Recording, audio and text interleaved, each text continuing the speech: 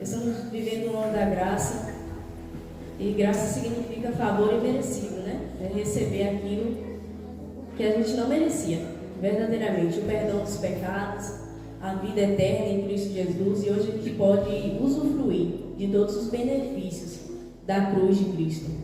Cristo pagou um grande preço ali por nós, e hoje a gente pode usufruir da vida eterna, da graça de Deus e do perdão que Ele nos dá.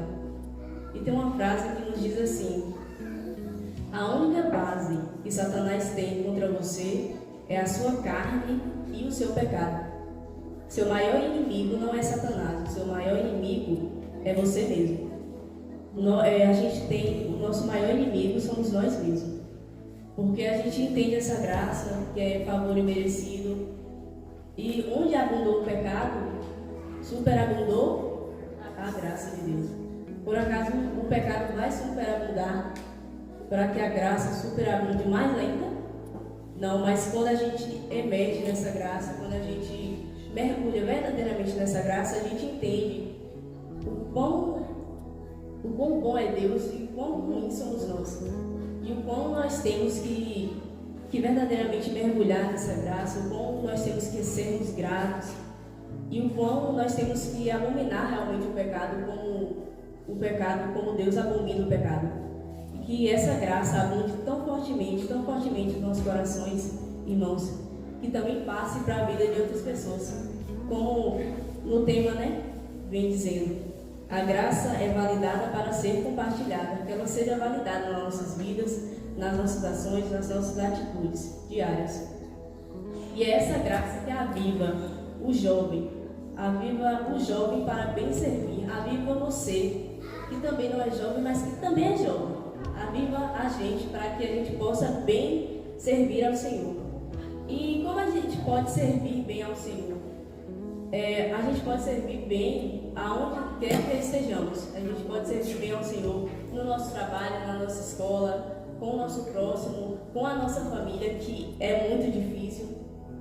Mas o reino de Deus não é comida nem bebida, mas sim justiça, paz e alegria no Espírito Santo. E a vontade de Deus, irmãos, é que todos sejam salvos, que todos cheguem ao conhecimento dessa plena graça. Então, que possamos bem servir, implantando esse reino por onde quer que a gente vá. Que possamos bem servir uns aos outros, que possamos bem servir a nossa sociedade, o nosso próximo, para que assim a graça realmente de Deus possa ser vista em nossas vidas, né? E isso me lembra a igreja primitiva, lá em Atos, que todos tinham tudo em comum, né? Eles viviam em unidade, e a unidade ali era Cristo. Cristo precisa ser o nosso centro. Porque se Cristo não for o nosso centro, o nosso ego vai ser o nosso centro, o pecado vai ser o nosso centro. Então, ali eles tinham tudo em comum, e a gente está falando nesse mês de avivamento, e avivamento verdadeiro, como aquela frase ali diz, irmãos. Avivamento não é outra coisa senão as virtudes de Cristo florescendo no coração do redimido. Naquele tempo ali, tinha tudo em comum, Cristo era o alvo, e as pessoas iam o quê? Se acrescentando, ia só se acrescentando. Quando Cristo é o nosso alvo, a gente vai se santificando, a gente vai entendendo essa grande graça, e é em unidade que Cristo realmente vai florescer nos nossos corações, é em unidade que Cristo vai ser visto nas nossas vidas. E é assim que a graça nos aviva a gente cristão para bem servir. E o tema da semana diz assim: o jovem cristão é avivado para servir com ações de graças. Nós vamos ler 1 Timóteo 2, versículo 1.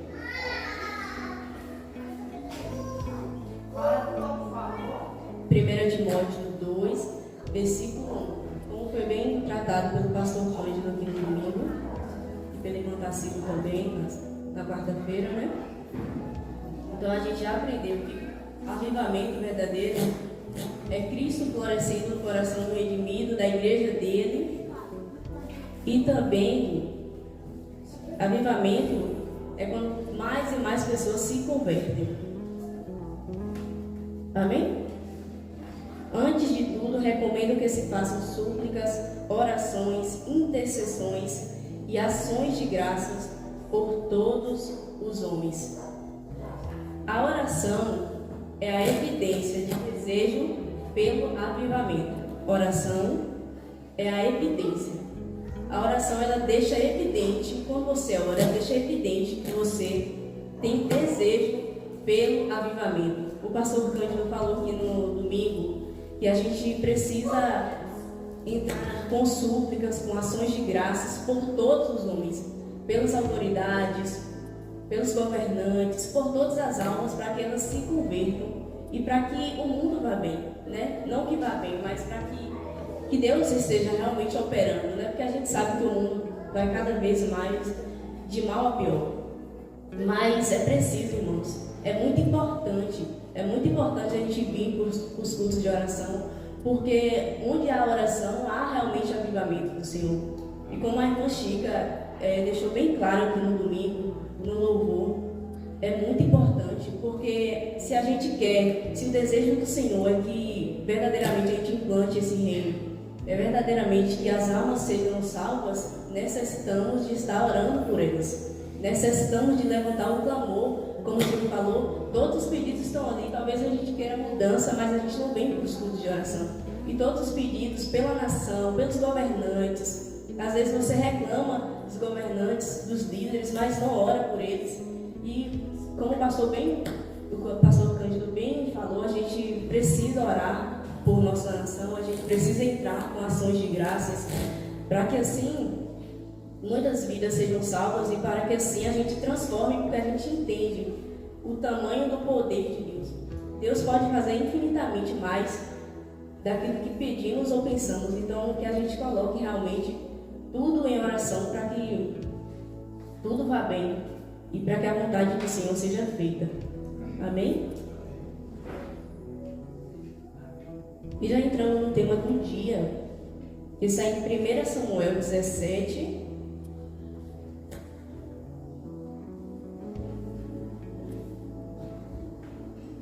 (17, 32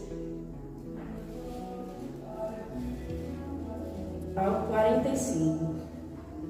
A gente vai ver aí o contexto de guerra entre os filisteus e os israelitas. Então estava tendo uma guerra entre filisteus e israelitas. A liderança dos israelitas era Saul. Porém havia, essa história é bem conhecida, né? Havia um guerreiro que era guerreiro desde a mocidade, que era muito forte, chamado Golias. E todos ali, irmãos, estavam com muito medo dele, muito medo, porque já sabiam da fama dele, de que realmente ele era um guerreiro e que ele ganhava muita coisa, muitas guerras. E inclusive tinha 2,90 metros de altura. Uma parte considerável. Amém? Davi disse a Saul: ninguém deve ficar com o coração abatido por causa deste filisteu. Teu servo irá e lutará com ele. Respondeu Saul: você não tem condições de lutar contra este filisteu. Você é apenas um rapaz, e ele é um guerreiro desde a mocidade. Davi, entretanto, disse a Saul: teu servo toma conta das ovelhas de seu pai. Quando aparece um leão ou um urso e leva uma ovelha do rebanho, eu vou atrás dele, dou-lhe golpes e livro a ovelha de sua boca. Quando se vira contra mim, eu pego pela juba e lhe dou golpes até matá-lo. Teu servo pode matar um leão e um urso. Esse filisteu incircunciso será como um deles, pois desafiou os exércitos do Deus vivo. O Senhor, que me livrou das garras do leão e das garras do urso, me livrará das mãos deste filisteu. Diante disso, Saul disse a Davi: vá, e que o Senhor esteja com você. Saul vestiu Davi com a sua própria túnica, colocou-lhe uma armadura e lhe pôs o capacete de bronze na cabeça. Davi prendeu sua espada sobre a túnica e tentou andar, pois não estava acostumado com aquilo. E disse a Saul: não consigo andar com isso, pois não estou acostumado. Então tirou tudo aquilo e em seguida pegou seu cajado, escolheu escondeu no riacho 5 pedras lisas, colocou-as na bolsa, isto é, no seu alforje de pastor, e com sua tiradeira na mão aproximou-se do filisteu. Enquanto isso, o filisteu, com seu escudeiro à frente, vinha se aproximando de Davi. Olhou para Davi com desprezo, viu que ele era só um rapaz ruivo e de boa aparência, e fez pouco caso dele. Disse ele a Davi,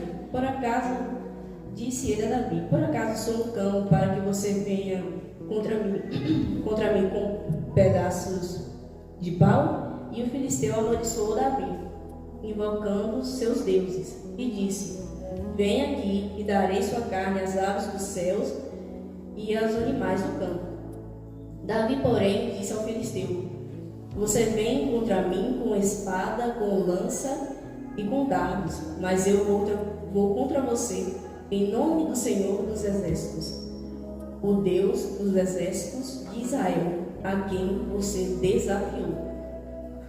Amém. Então nós vemos aí uma guerra entre os filisteus e aquele guerreiro Golias desafiou o exército do Deus vivo.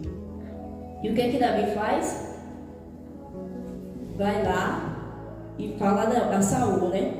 E ele iria realmente lutar contra esse filisteu e iria ganhar. Porque ele falou: o que esse incircunciso, que é desafiando realmente o exército do Deus vivo, aquele que não tinha uma aliança com Deus, que esse filisteu quer desafiando? E Davi e Golias, irmãos, era grande, era um guerreiro. Realmente Davi poderia ter ficado com medo dele, assim como o exército todo de Saul tinha fugido por medo. Porém, Davi era tão avivado que não precisava de ninguém para lhe dizer o que fazer. Davi era tão avivado que tinha plena consciência de que Deus era com ele e que Deus iria fazer isso. Como ele falou, ele já tinha matado urso, já tinha matado leão, e ele sabia que ali ele só fez aquilo pelo poder de Deus verdadeiramente. E ele era tão avivado que ele honrava seus pais, ele cuidava das ovelhas. Nessa época ele já havia sido ungido rei, e mesmo assim ele não usurpou desse poder que ele tinha, mas ele se colocou em serviço verdadeiramente. Ele se colocou a prontificar, se prontificou a proteger as ovelhas dele, e assim também se prontificou a matar Golias, porque ele tinha desafiado o exército do Deus vivo. Então que sejamos como Davi, tão avivados, irmãos, que não venhamos precisar de ninguém nos dizendo o que fazer, mas que sejamos realmente jovens avivados, pessoas avivadas pela palavra de Deus, pessoas avivadas pelo Espírito, pessoas avivadas pela oração, porque Deus ele vai nos guiar para o que fazer. E Davi ele era tão avivado, como diz o tema de hoje, que Deus usa o jovem avivado para avivar a liderança. Naquele momento ali de medo, que Saul estava com tanto medo, Davi avivou a liderança, porque ele era tão avivado que ele sabia que Deus estava com o exército dele, que ele avivou e foi lá e matou Golias e provou que realmente Deus estava ali à frente e estava com ele. Possamos ser avivados como Davi, que possamos ser homens e mulheres segundo o coração de Deus, que venhamos nos arrepender quando precisar de arrependimento, que venhamos estar nos caminhos de Deus, e que esse avivamento realmente nos tome e renda muitas almas para Cristo. Amém?